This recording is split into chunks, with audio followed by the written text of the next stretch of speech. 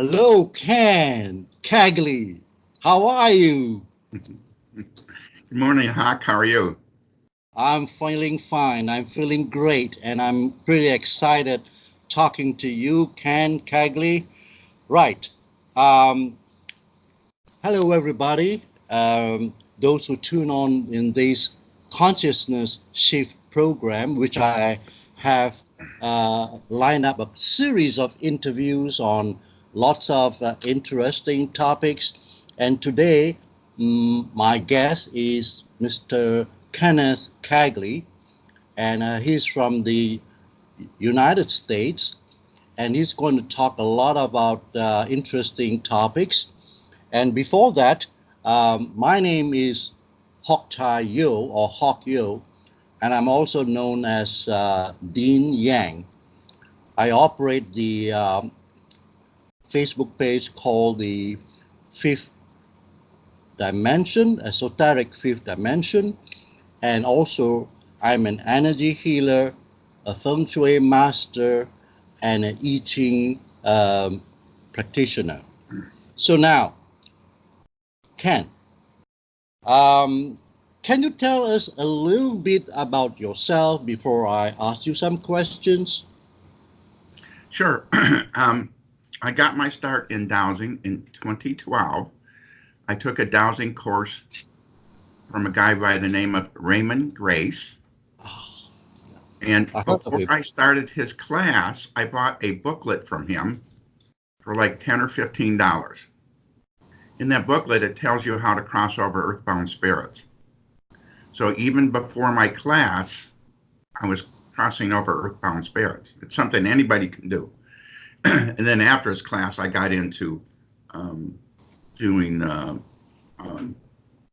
working on demons and stuff like that. So it's a good start.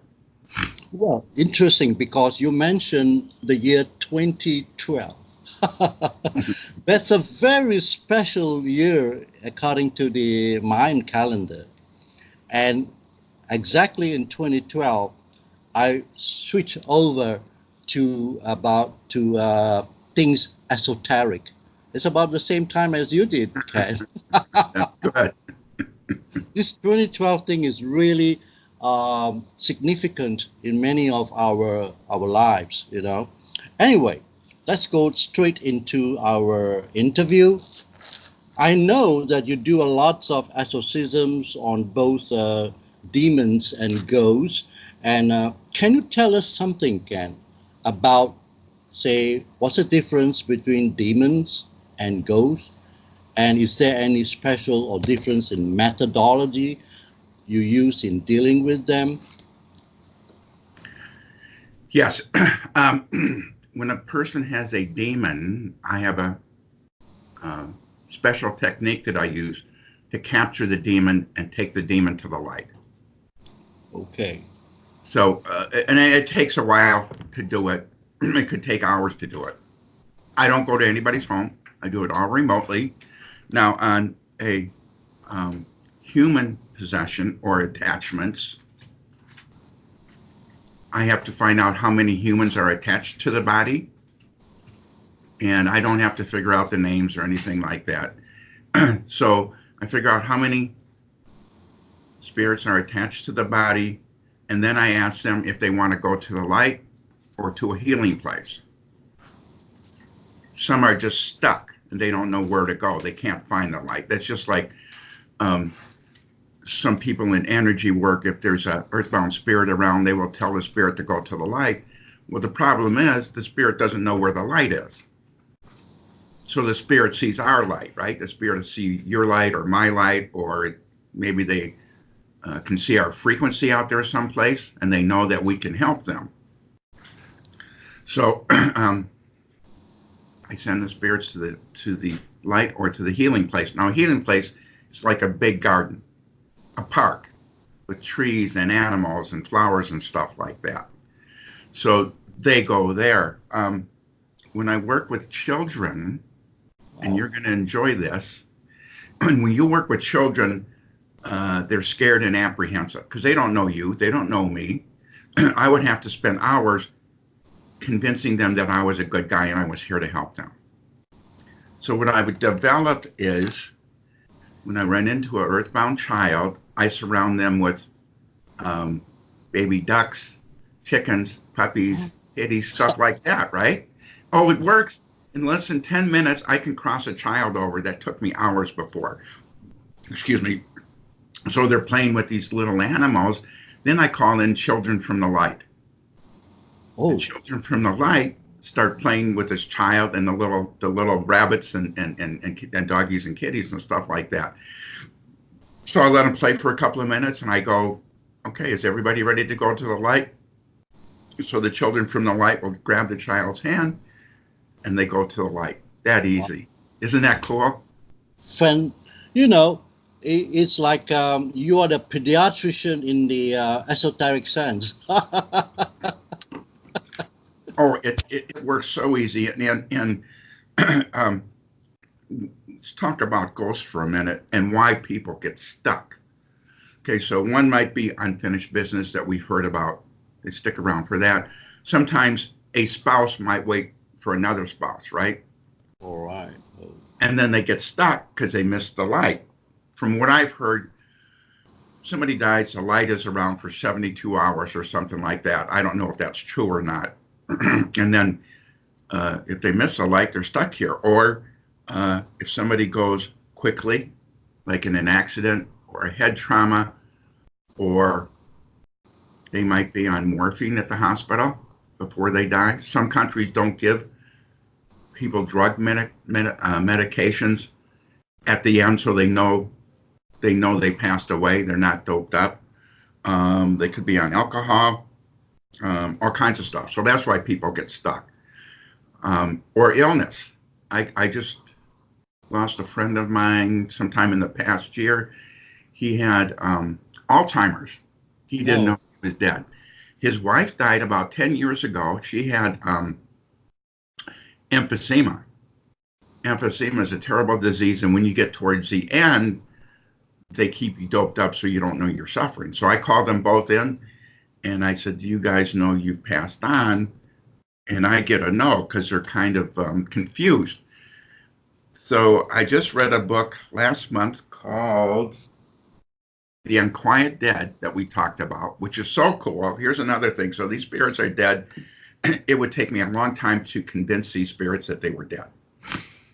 In this book, The Unquiet Dead, it says just show the spirit a mirror. What happens is they look in the mirror, they can't see themselves. And right. I asked a friend to explain this because I didn't fully understand what was going on. And she said, Ken, when they're dead, they can still see their energetic body, just like we can. So they can see their hands, arms, legs, and everything like that. When they look in a mirror, it's automatic. They understand they're not dead. So what might have taken me an hour or 2 hours to cross these people over, I can do it in less than 10 minutes. Wow. So I wished I would have learned that a long time ago because I've crossed over lots and lots of spirits, like battlefields and stuff where there might be hundreds or thousands of beings there. Um, so it's really a time saver. Yeah, there's another reason that I know why spirits or these spirits don't cross over. It's because of their great attachment to their material things, like their house. They love their house so much. They work so hard to buy and own one, you know. And attachments to houses they own is pretty common in my investigations. Really? Yeah. So then attachments to other material things like their Right. cars or whatever, And another reason is because of their so brainwashed by their religion, Mm-hmm. you know. So they think they had seen so much and they're so afraid of God and the light. So they think that they will be put to so-called hell. So they avoid crossing over. So these souls really need to be guided. Yes. Yes. Education is a big thing. Who did I all cross over? Um, A friend and I worked on Jack the Ripper. Wow. Yes, I believe he was possessed. Mm-hmm. A lot of these people that do these That's horrific my, crimes are yeah. possessed. We crossed over Adolf Hitler. Ooh. Yes, Adolf Hitler, and I was working with a psychic. Of course, she can see stuff. We as dowsers can't see stuff. And Yeah. she saw Hitler. He came to her. He wanted to be crossed over, and she saw his henchmen. Ah, They were hiding. They were afraid, just like you said. They were afraid because they thought they were going to go to hell. Well, there is no hell. Everybody gets to go to the light or to the healing place or whatever. So, one thing I wanted to bring up is when people go to rummage sales or tag sales or antique stores, oh, yeah. before you put something in your car, sprinkle sea salt on it. Oh, okay. And so if you bring, like you said, somebody gets attached to something, right? So it could be somebody attached to a beautiful old music box, right? So you bring the music box home, and now what? You got troubles in your house because you got a ghost in your house. So you just sprinkle a little sea salt, and it will take care of it. I have worked on a number of cars where Oh, the owner didn't want to leave the cars. Yes, yes. I think for one of my clients here in Wisconsin, I think I had to work on 3 cars. Yes, yes, yes. So he brings his old car home, and now he's got spirits in the house and in his garage, and they're turning lights on and off and causing problems. Um, One reason, if you have a spirit in the house, that they turn lights on and off, turn a TV or a radio on, or open and close doors, is not to scare people. get attention. Attention, because they need to be crossed over. People Exactly. have this misconception that, oh, that's just Grandma Betty. She's just checking on us. No, Grandma Betty needs to be crossed over. In almost all those cases where there's something going on, they're not scaring us. They're just telling us they need help and they need to be crossed over. Um, I talked to a client of mine last month, and she said she's learning energy work, All right. and she said a little girl came to her with a head injury, and she told the little girl, "Well, if you're not from the light, get out of here." And I go, "No, no, no." I says, "This little girl is stuck. She saw your light. She needs help crossing over." So I taught her how to cross over spirits. Um, a veterinarian friend of mine, he was over last week, and Richard, a former president of the United States, Richard Nixon, Yep. did not cross over. Oh, So he wow. crossed over Richard Nixon, and then a singer and music guy that was in the music. His name was Sonny Bono from Oh, Sonny Bono. Cher show.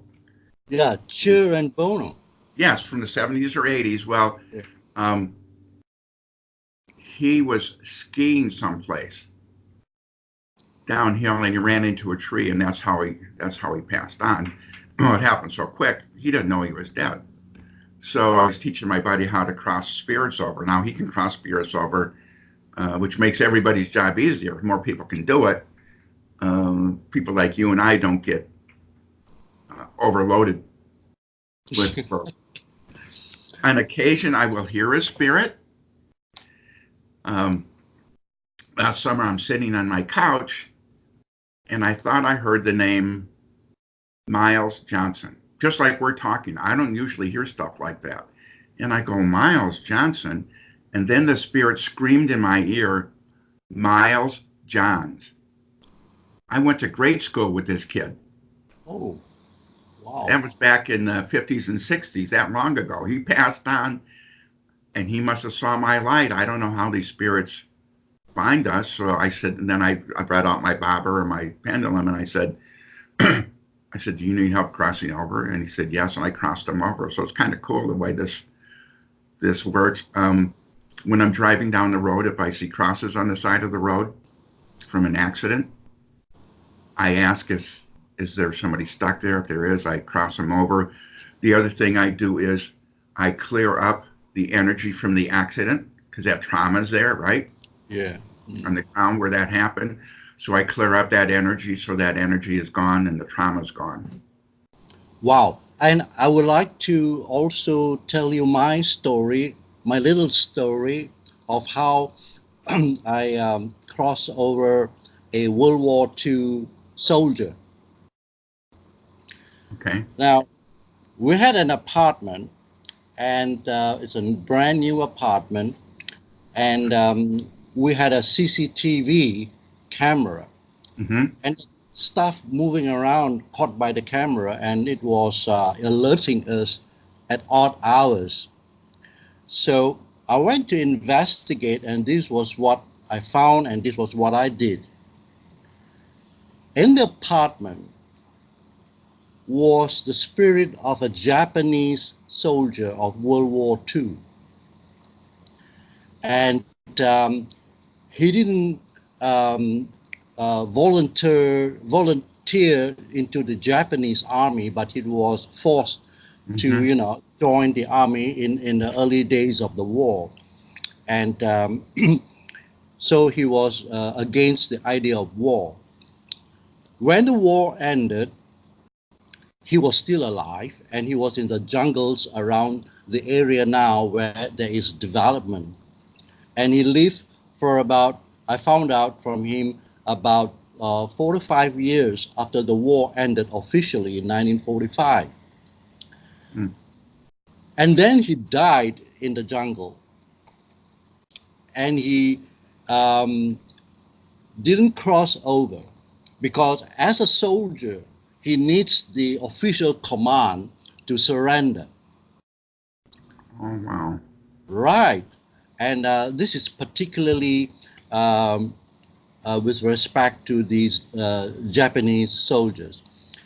And it was a rather easy case for me because he was willing to accept that he needs to leave our world and cross over, and then had also to call out his wife spirit to accompany him, and Mm-hmm. then he left, and no more uh, burglar alerts from our CCTV.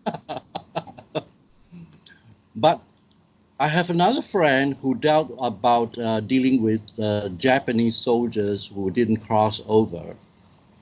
They had a particular problem because some of these soldiers require an official mandate from their emperor. Right. So there were many people who tried to cross them over, but they were unsuccessful until we had a friend from Switzerland, and she's half Japanese as well, so she speaks Japanese, and she managed to contact the spirit of the emperor Yes. at, at that era to Yes. help cross over these groups of Japanese soldiers. And the emperor agreed, gave them the order, and they were gone. That works good. I had to do that with a Catholic woman. Oh, Um, she wasn't a good person in life, but she was a churchgoer. So I called in one of the priests she had, and the priest crossed her over. oh, wow. Really well. One thing I want to say about ghosts and earthbound spirits is if you have a ghost or earthbound spirit in your house and that ghost or spirit died of an illness, that can affect the humans and the animals. So what happens is, say if somebody died of cancer, so you may or may not get cancer, or you might have the symptoms, either a person or an animal. So you go to the doctor or that you take your animal friend to the veterinarian and the veterinarian can't find an illness, it's because of this earthbound spirit or ghost in your house or in a barn. So it could affect a horse or a cow or something like that. There's earthbound spirit that's sick. So when you cross over those earthbound spirits, the person will get better. Oh, the other thing is jewelry, and that's where this sea salt comes in. I heard of a woman that bought a ring at a secondhand shop, and the woman that had it before died of cancer. So that Oh, cancer energy was in this ring. So wow. she could have put sea salt on it or cleared it, had somebody clear it. So that's why we have to be careful when we go to these secondhand stores. We don't know what we're going to bring home with us. Yeah, the thing about animals, Ken, what I know is quite a fact that they say animals take the energy so that their masters are safe. Yes. So some of these animals take on these negative energies, honestly, and that's why the disease manifested in these animals. In Yeah. fact, that's why it's pretty good to have a pet. Mm-hmm. Yeah. Mm. It's therapeutic. Yes. Yes. Especially a dog. Yeah, I love dogs. Mm-hmm.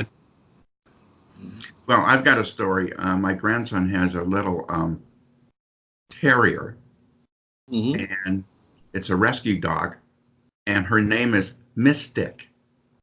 Oh, A dog named Mystic coming to a house like mine where I'm an energy worker. That's pretty cool. But anyways, I was talking to a friend the other day, and um, I have to clear myself and I clear the dog.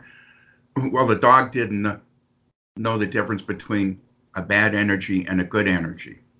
So she was letting bad energies into my house. So we had to have a talk with her and say, uh, the bad energy is like a predator. So a predator to her might be a coyote or a wolf.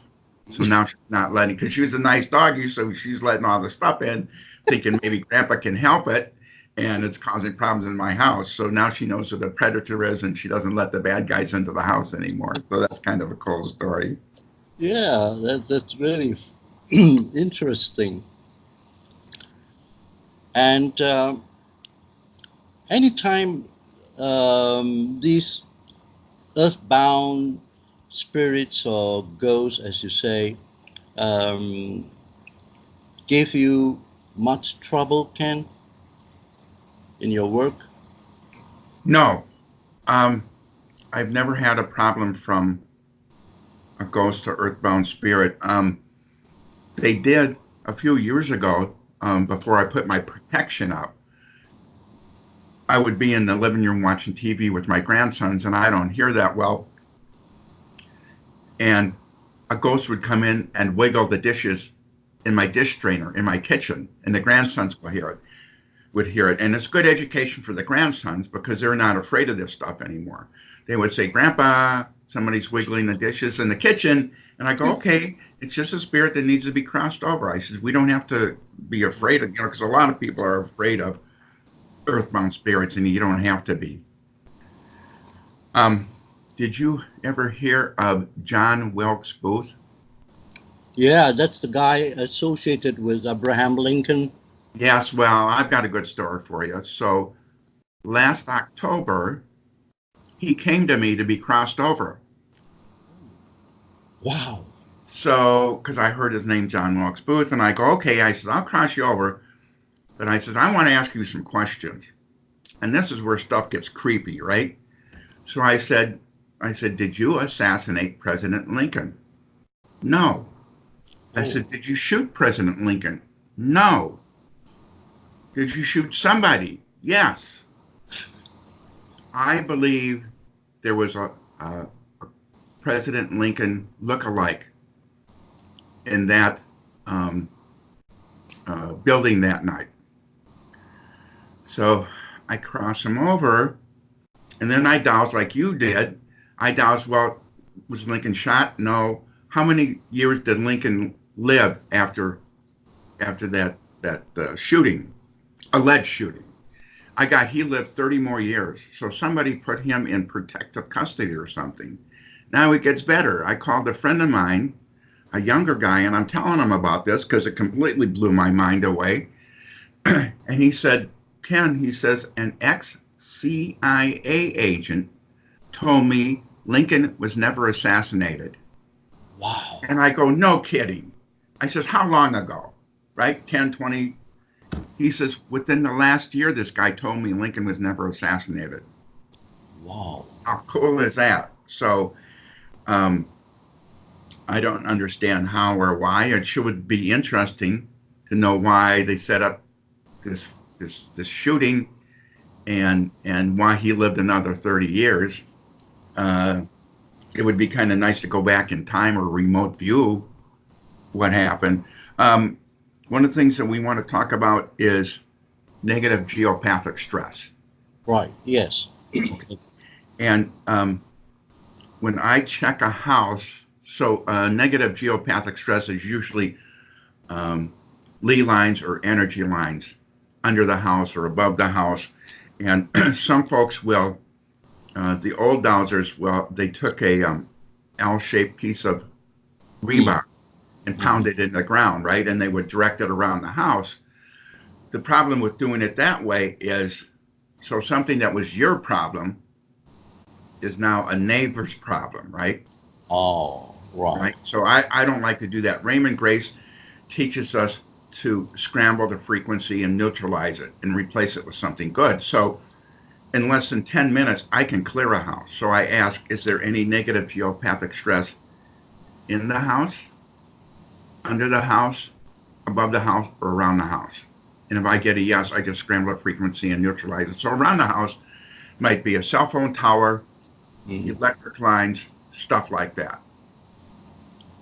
So in less than 5 minutes, you can clear all that stuff, which works really good. Now, um, people with cancer or a terminal illness, if they have a negative line under their chair or under their bed, that can cause illness. So that's like sticking your head in a microwave oven, so people can understand how bad it is. Now, if you have multiple lines, that ramps up the strength of it. So if you have one line, it's bad for you. If you have three or four lines, can you imagine doubling or tripling that negative energy? So when you get rid of that, the person, unless they went too far, will get better. If the person went too far, there's nothing that we can do. So um, in some countries, before you buy a house or sell a house, they have a dowser come in to check Wow. negative geopathic stress, just so that doesn't happen, so the house is clear. Ken, I tell you, you gave me a very important tip because, as you know, um, I'm also a feng shui master and I do feng shui for people's houses. And of course, feng shui is into energies where we calculate and locate where are the good energy and where are the bad ones. Mhm. But it takes a long time, a lot of experience, and so on. Right now, I'm going to add this tip that you gave Oh, it's about, cool. pardon? It's Yeah, cool. yeah.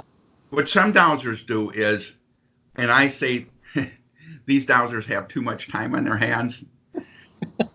So if you have a problem in your house, right? Some dowsers want you to draw a diagram of your house. Oh, yeah. Uh huh. Okay, so you go up vertically with a ruler, and then you mark any energy spots, and then you go horizontally. I mean, vertically, horizontally, and then you mark on the paper where the spots are. Well, that takes forever. First of all, you have to mail it to my house, Yeah. which takes time, and you don't have to know where they are. You just can you can get rid of them. Um, so I forget what else I was going to talk about. Go ahead if you want to bring up something. No, you can look into what you want to say. Anything else, Ken? Just let me um, know that geopathic stress is a big thing. Yes. And then, of course, there's curses and hexes, and we can scramble the frequency and neutralize that kind of stuff. Now, here in the United States, most of us don't believe in curses and hexes. And The thinking is that some people, if you don't believe in it, it's not going to affect you. Well, that's not true. Yeah, that's Some right. people, right? So some people do curses, hexes, witchcraft, black magic, candle magic is a big thing. So we can work on all that kind of stuff. A curse can be as simple as somebody saying, "Gee, damn somebody," right? You don't even think about it. You just say, "Gee, damn whoever it is." Technically, that's a curse, and these can accumulate over years. So it's good to check on that stuff and clear a person of that stuff. Oh, the other thing that I want to bring up before we close is the fishing net technique. Did I tell you about that? Yeah, yeah, yeah. Okay, so um, the Super Bowl games here in the United States, which is a big thing. I'm not into sports, but a lot of the acts have satanic background or meanings. Yeah, I agree. Yes, Yeah. Madonna's a big one, Katy Perry. So the last Super Bowl last year, before the Super Bowl, I took the fishing net and I went through the stadium a couple of times and I cleared it. I cleared it a couple of times during the day. And I also put angels at all entrances to depossess anybody that went in. And from what I've heard, the Super Bowl acts didn't turn out well.